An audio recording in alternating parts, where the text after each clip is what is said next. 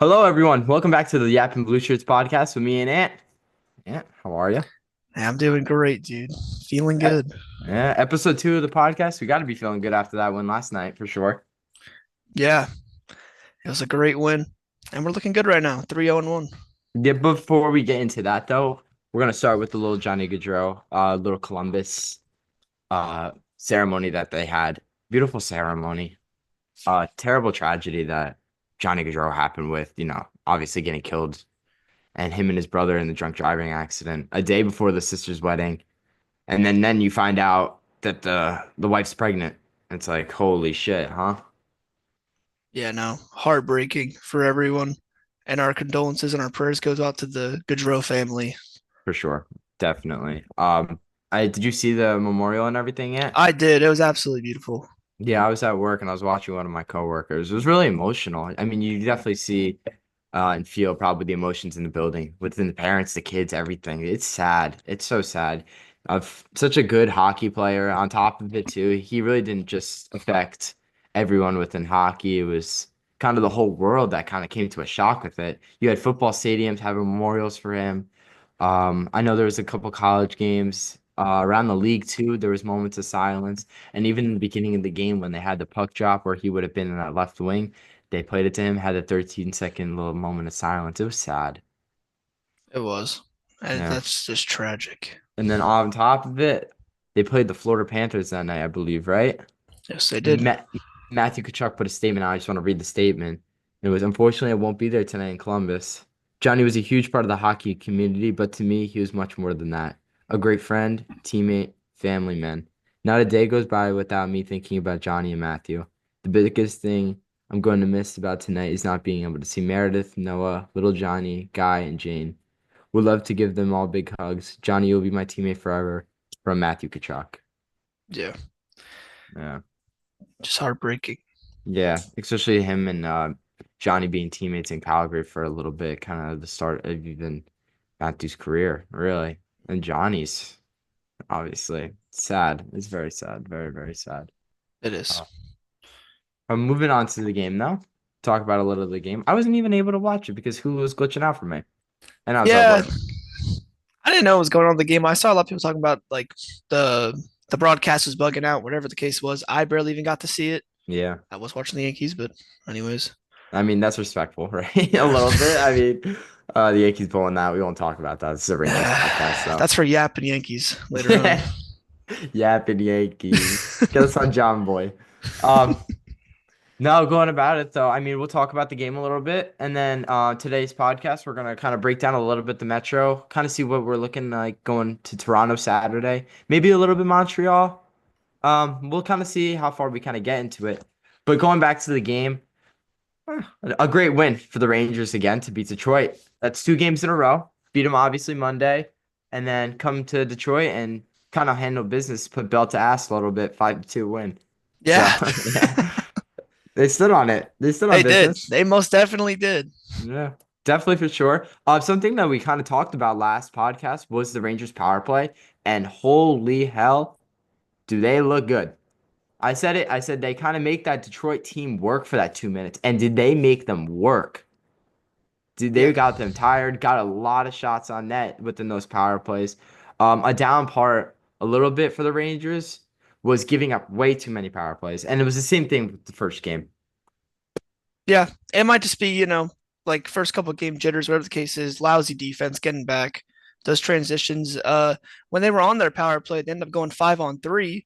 Fox, Dylan Larkin was skating through. Fox got him up high, and went to 5-on-3.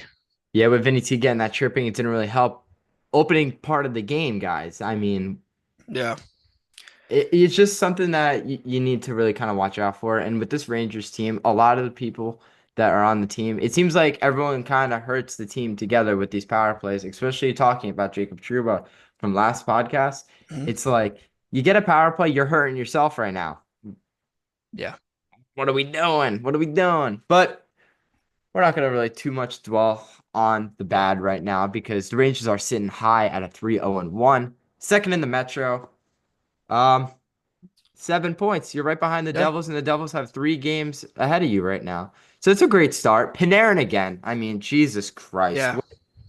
God bless this man's soul getting a hat trick. It was great to see. I mean, It was.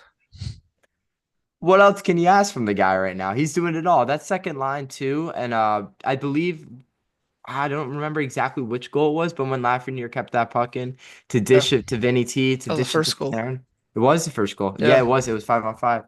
That was also the first shot of the game we talked about earlier, before we kind of started filming a little bit. That was the first shot of the game that we had. It's 8 minutes, 9 minutes yeah. in. But Not a then single again, shot. it's they kind of gave up the two power plays. So can't really get too much offense going Mm, forward from that. So it's just kind of slowing down on giving up power plays and stuff, man. yeah. And another guy we'll talk about that played this game is Jonathan Quick. Obviously, Shesterkin got the rest. Johnny Quick gets the start. He probably obviously will get a bunch later on the season. So we'll talk about Johnny Quick for sure.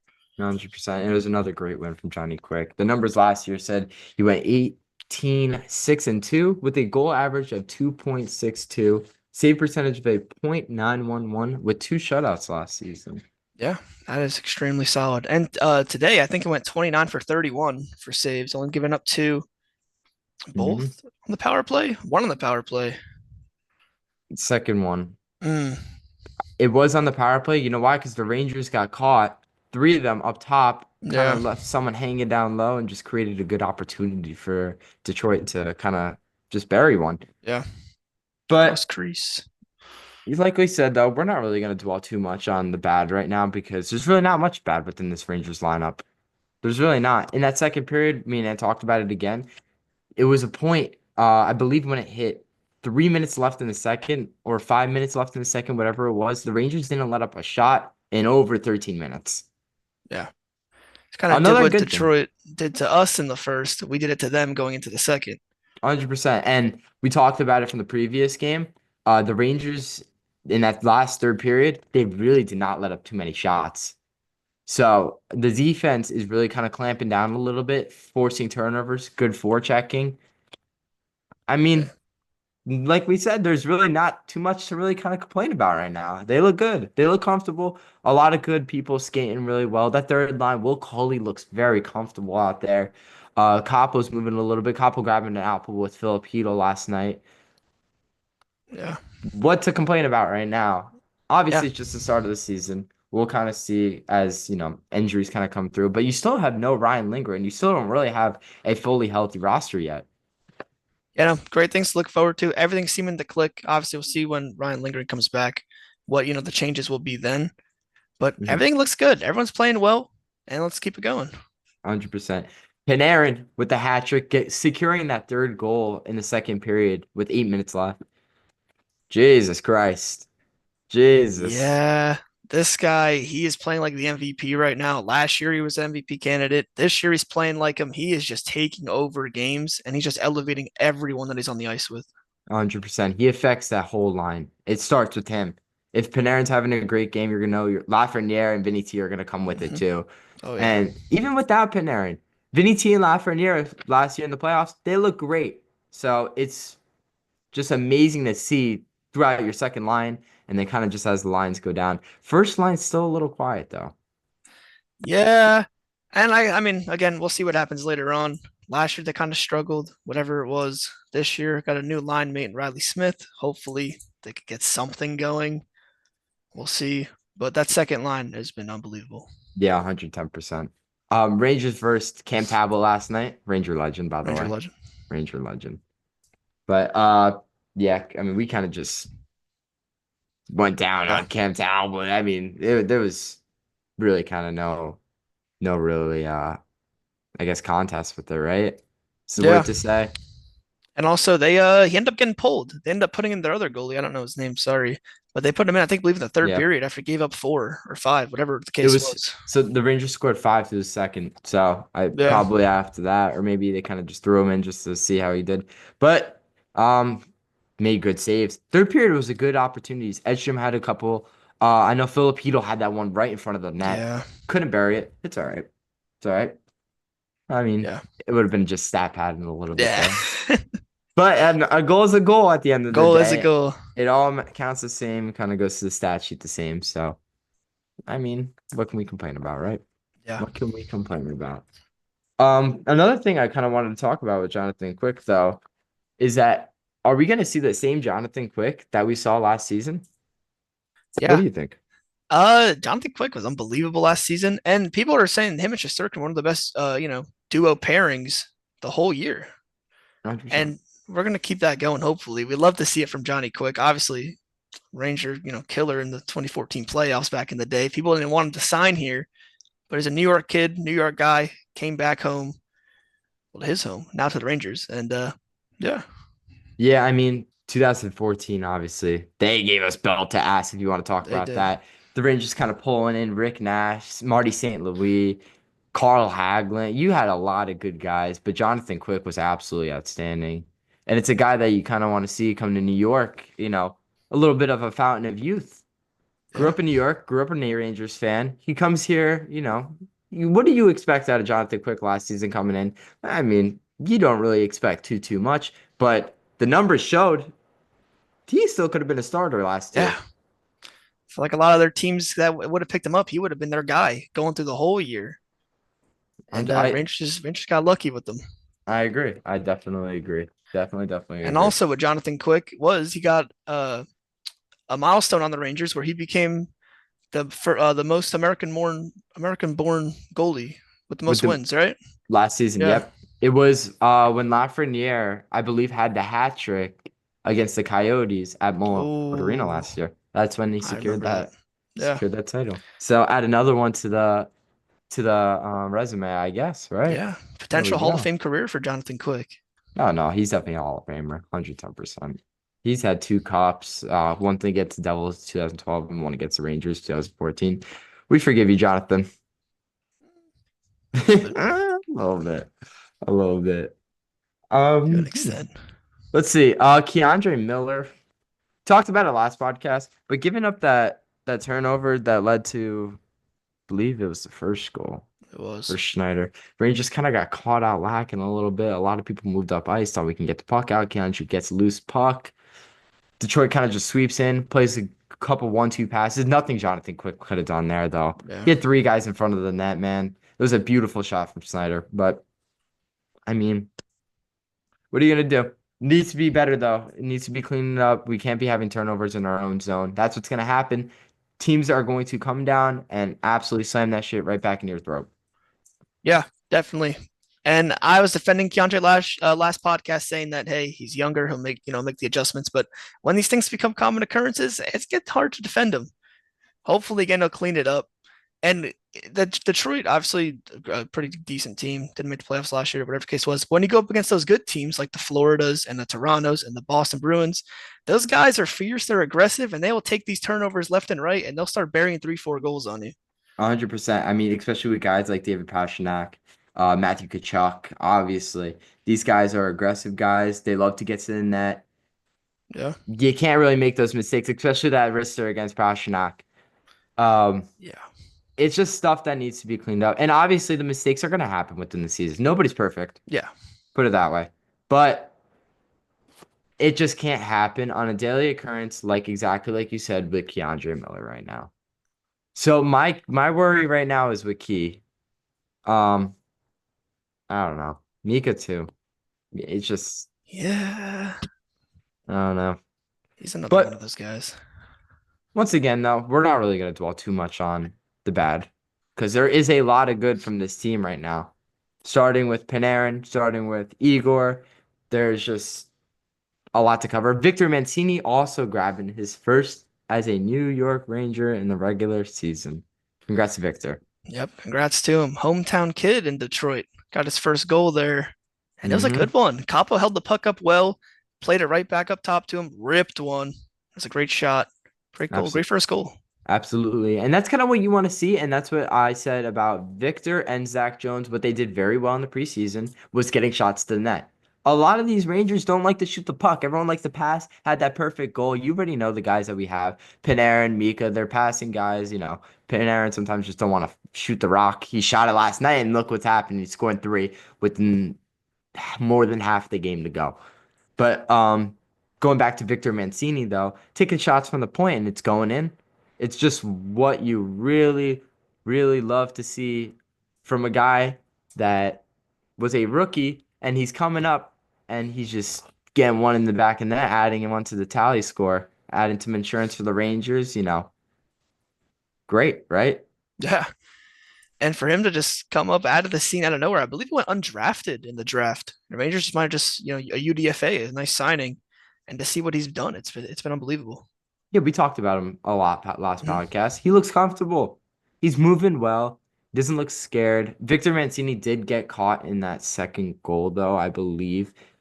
He got caught hanging a little high. He's not really a power play or a power penalty kill guy, though. So, like we said, there's a lot to learn for him. But I think he has a lot of potential within this league and the Rangers. Yeah. Another thing the Rangers did really well is just obviously scoring. I mean, Rangers have 20 goals within these first four games, and that is the most they've scored since 1987 to 1988. Yeah. Great start. And you have two games that you're scoring high, or no, wait, what was the score of the first game of Detroit? Why can I not think? Was it 4-2? Was 4-2 this win? something similar like that? But you're putting a lot of goals in regardless. My point being is that you put six away on Pittsburgh, you put five away on Utah, you put however many against Detroit Monday, and then you put another five.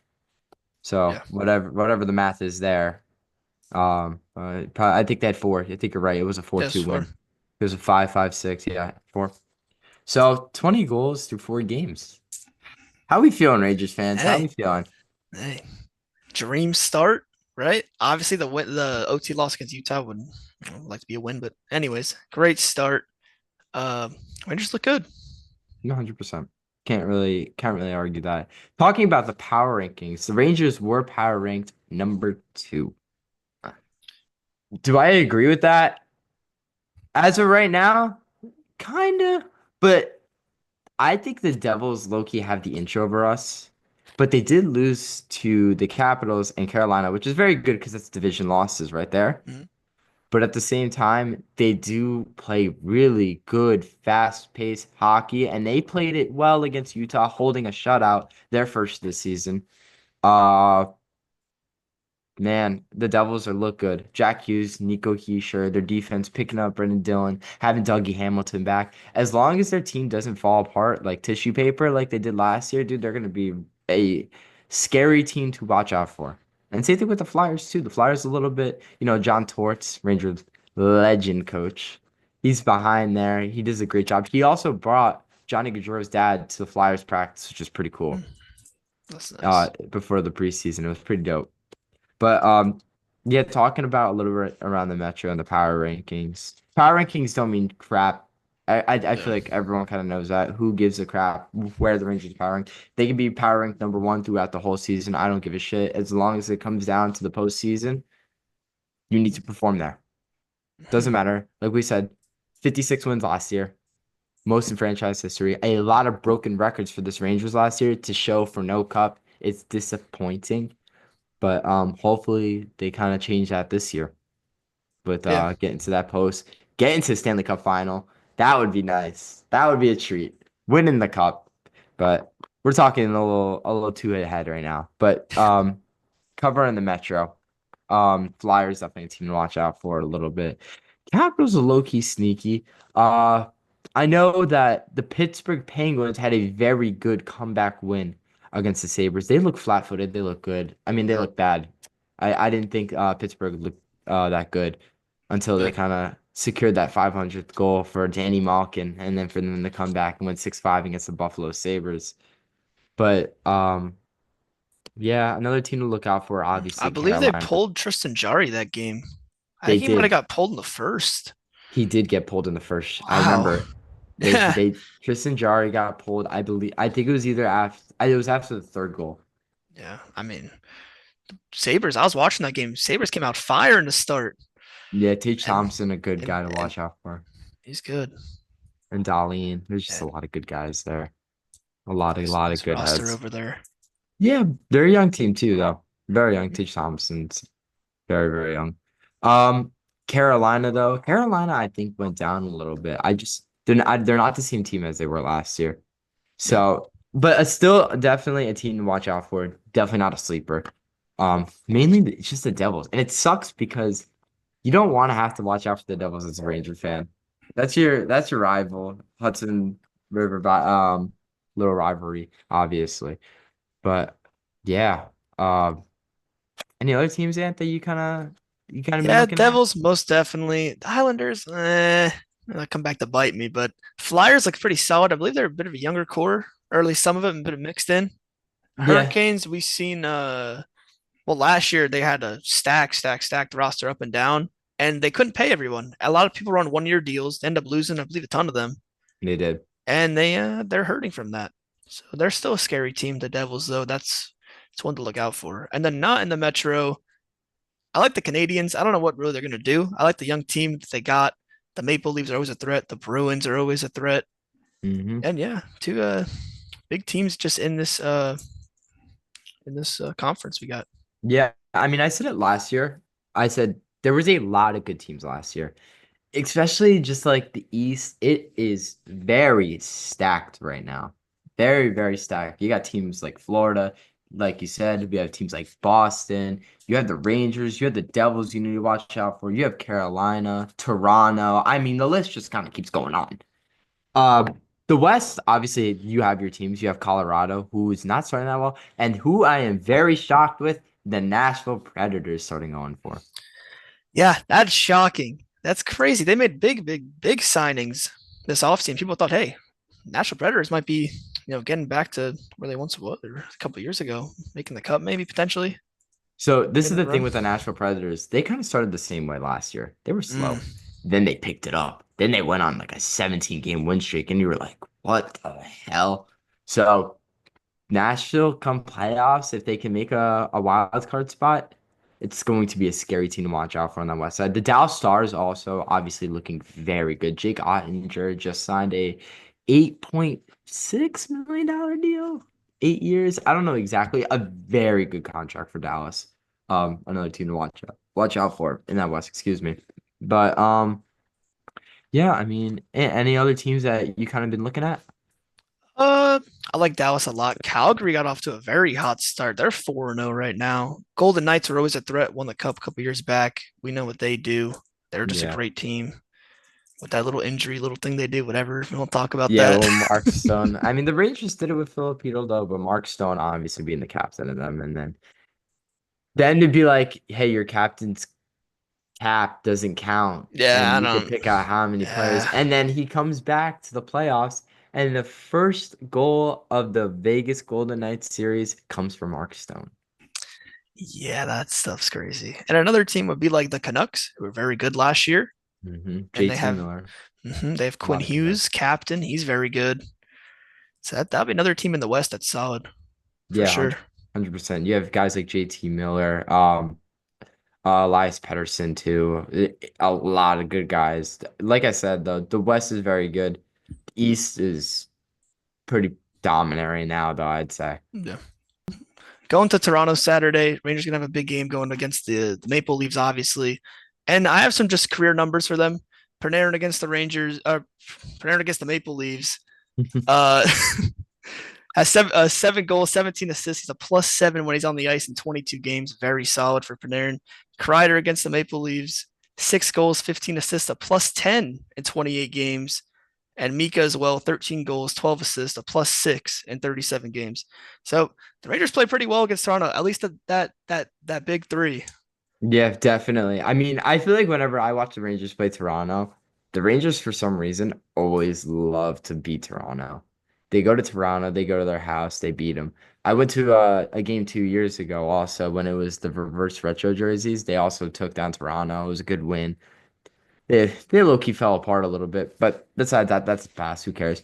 The Rangers do put great numbers against them, and the facts say it right there. I mean, you have Panarin with the plus what, 10 you said? +7. +7. And then what's the other pluses for Kreider and +10 Mika? for Kreider and a +6 for Mika. I mean, the numbers speak for itself. The Rangers played very good against Toronto, especially how they're moving right now. You really hope that first line could kind of come out a little bit. Kreider get a goal, Mika hopefully get a goal. Um, how you feeling going into Toronto, man? Yeah, I'm feeling good. Another guy I forgot to bring up is Igor Shesterkin. He'll most likely get the start against a great team like Toronto.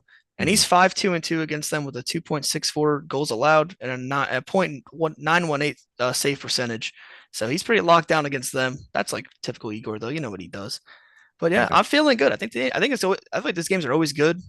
Obviously, two Mm. powerhouse teams, and I think the Rangers could take it. I agree. A lot of people, the Leafs have not really too many people standing out right now. The Leafs have played, I believe, 4 games. You have Mitch Marner with 5 points, Austin Matthews with 4 points, William Nylander, I'm sorry, with 4 points.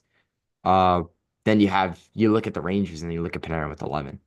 Yeah, Panarin, I said 112 to 117. He could break that at this rate. He's averaging almost 3 points a game. yeah, Jesus Christ. that's unreal. It's unreal. It really is. It's almost like McDavid numbers he's putting up right now. This is crazy. But speaking of Connor McDavid though, Jesus Christ. Did you see the Yeah, filthy goal he had the other night? yeah, that guy's Forgot. unreal. He's unreal. He's unreal. Um, okay, going back to Toronto though. Sorry, we're getting a little sidetracked. Kind of a deal. Uh the Rangers, obviously, their stars played very good against Toronto's roster. So going to Toronto, we got to handle business with this little road trip, and then you kind of step to Montreal the next game. The game will be streamed Saturday on MSG Network. A couple other things too, but it will be at 7 o'clock Eastern Pacific Standard Time. So yeah, that's what we're looking like going into the weekend. I feel good. I think a lot of Rangers fans feel good going to Toronto right now and going on this road trip, especially with such a hard stomp win, a confident win from the Rangers last night against Detroit. Power play looks good. They scored 3 power play goals. 5-on-5 play, like we said, hasn't been a worry. I just hope it's not a worry against Toronto if the Rangers are just not getting the power plays that they're giving. Because I don't think Toronto's going to give up too many penalties. I really just don't. Yeah. And, last year, a lot, especially in the playoffs, relied a ton on the power play. We know what the Ranger power play is, one of the best power plays in all of hockey. And yeah, when it's on, when they get one, it's almost sometimes just guaranteed a goal. Like it's gonna happen. Yeah, So I against agree. Toronto, solidify the 5-on-5 play, make them respect it, shoot the puck, work it well, and don't rely on the power play all the time. Control the neutral zone for sure. Have that neutral zone controlled. Get the puck in, get shots on net, start moving the puck. Victor Mancini, like we said, just shooting the puck and it's going in the net. Get shots to the net. Mm-hmm.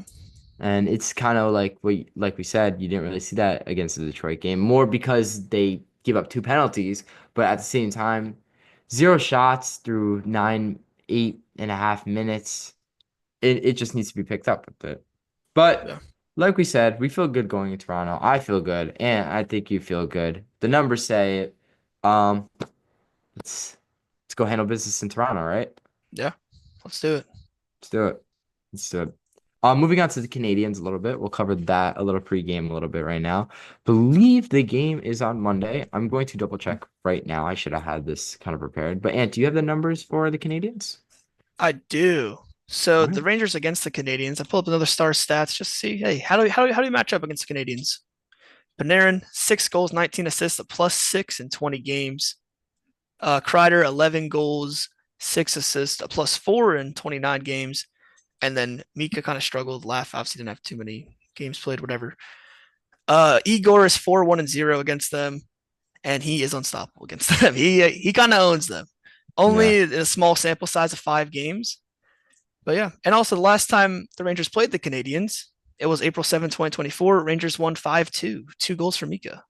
There you go. The Rangers like to beat up on Canadian teams a little bit. It kind of seems it's like a little occurrence.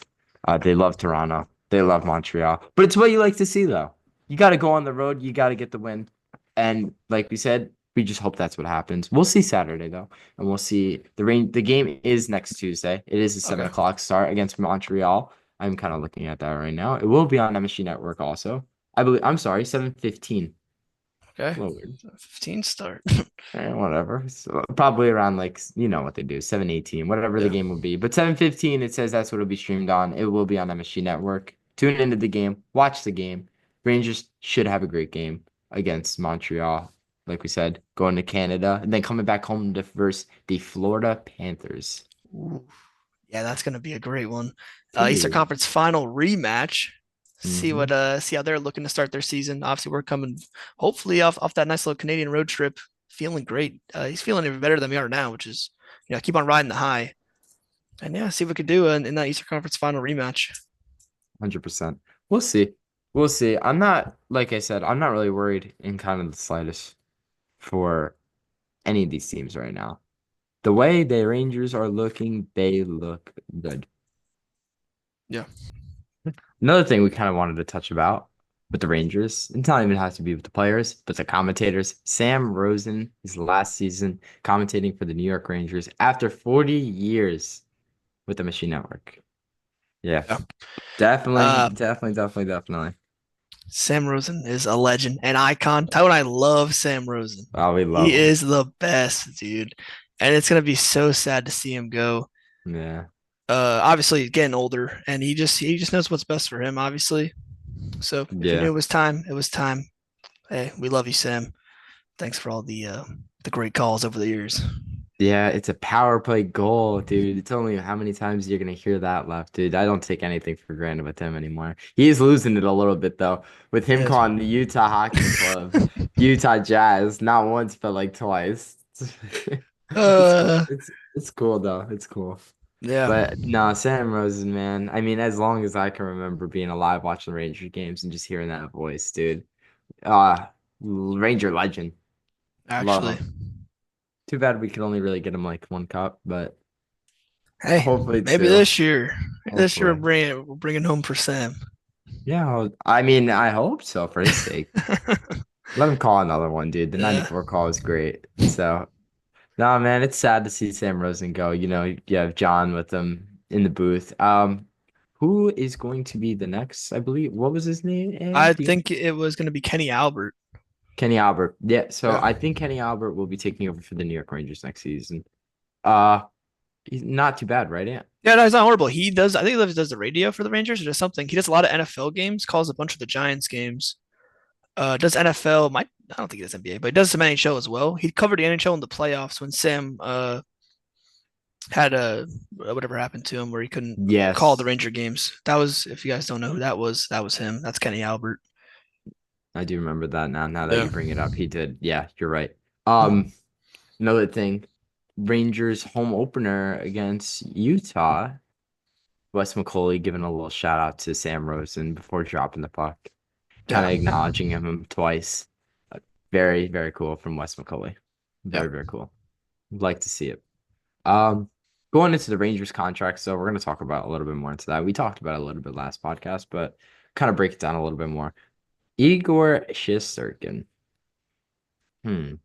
And what do you think of Igor Shesterkin declining the biggest contract in goalie history? His camp saying he wants the most amount of money because he believes he is the best player on the team. Yeah, it is crazy, and I see where they're coming from because you could argue that he's the best player on the team. All the things he does, he is like the savior. He's the heart and soul when it comes to protecting that net in the playoffs, in the regular season, everything. Igor is just unbelievable, and if he really feels that, and his agency and his side really believes that, I think the Rangers have to respect it. I think they have to do it. 100%. 110%. Panarin, I believe, gets paid 11.4, 11.5, 11.6, whatever the number is within there. So you could see an Igor contract be, I think it's going to be below 12 million. I think I said 11.95. So we'll kind of see what it looks like.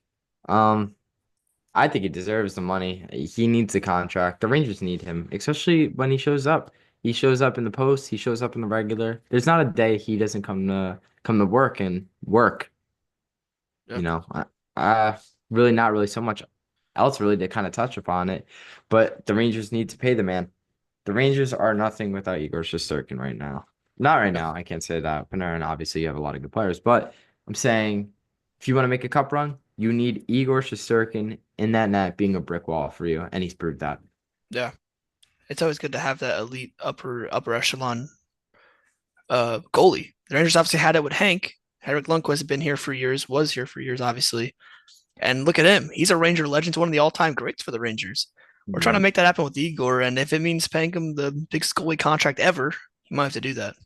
Especially if the Rangers want to make a cup run. We said it last podcast. The Rangers are not getting any younger. A lot of these guys are within their high 30s. You have Kreider in the high 30s. Yeah, Mika within there.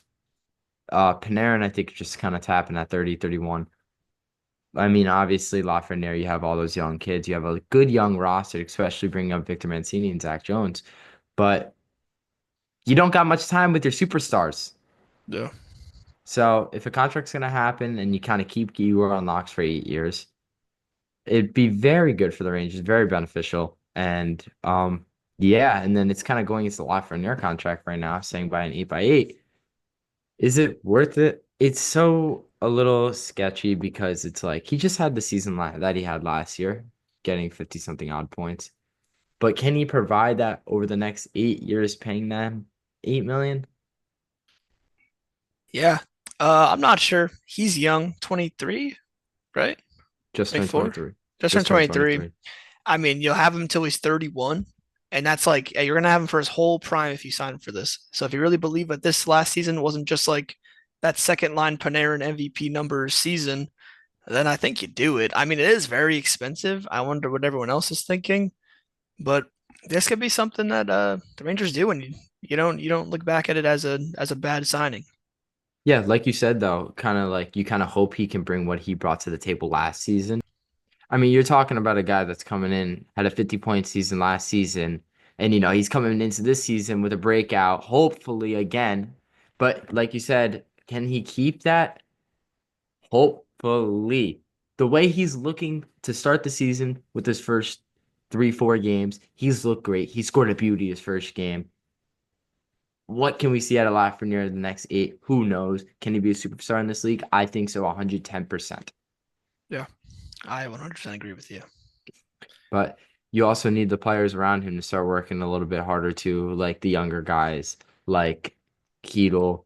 Keedle obviously put in a lot of work. Capo, I'm not discrediting anyone here, but No, obviously Lafreniere with Panarin and Vinny Trocheck rather than Keedle with Capo and Will Coley. Maybe those guys obviously being on the third line can't provide as much, but Lafreniere is really standing out within those three within that kid line. yeah, he definitely is. And I want to talk about Capo because I think he signed a 1 year extension this year just to play in the Rangers for this 1 year and see what the Rangers will do with him. I wonder what you think because they could re-sign him for years to go, or they could look if he's a trade target if they get a good offer for a a top wing or top whoever. So I want to see what you think. 100%. I mean, Capo Caco, like we said, he just can't seem to get the points. But Capo Caco holds the puck really well, and we saw that because it created a goal for Victor Mancini.